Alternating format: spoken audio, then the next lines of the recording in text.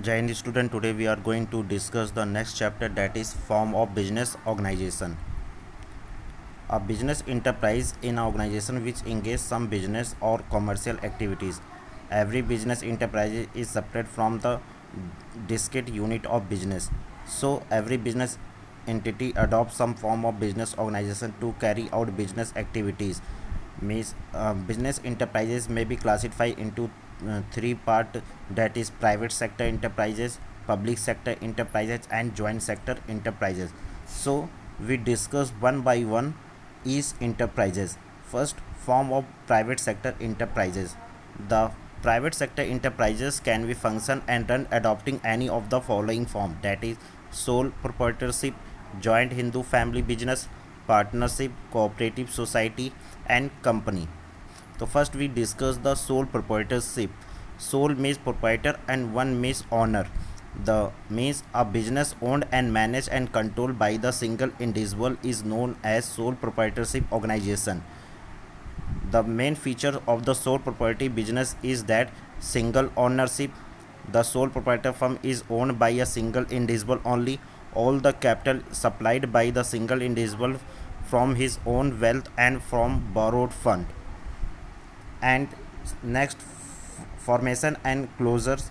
There is a no legal formalities and required to start and close proprietorship firm.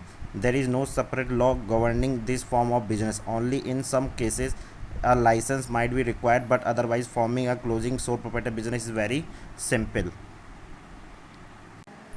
Next, unlimited liabilities. In a sole property firm, is proprietor is personally liable for the all the debt of a business. In case of business losses, if the business assets are not sufficient meet all the business liabilities, the proprietor may have to sell his personal property to pay the liabilities. Individual risk bearing and profit received in the sole proprietorship from whole risks borne by a single individual only. The sole beneficiary for all the reward in one individually only. Likewise, if there are losses, he and she alone has to bear them. Thus, he and she alone bear the risk of business. One man control.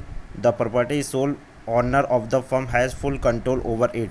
The ownership and the management lie in the hand of the one person's only, and some persons or management may employ help the owner, but ultimate control lies with the sole trader himself. Sixth point, no separate legal entity. Sole proprietor has no legal entity separate from the its owner. Law make no difference between the owner and the enterprises, and business and the owner exist together. 7 point, lack of business continuity. Since the business and owner are one, so death, insolvency, incapacity, alignment will have to direct effect on the business. Small size.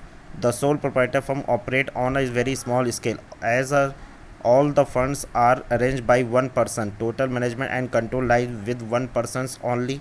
A sole trader can arrange the limited funds and has limited marginal availability. Therefore, scale operation is generally limited. Thank you.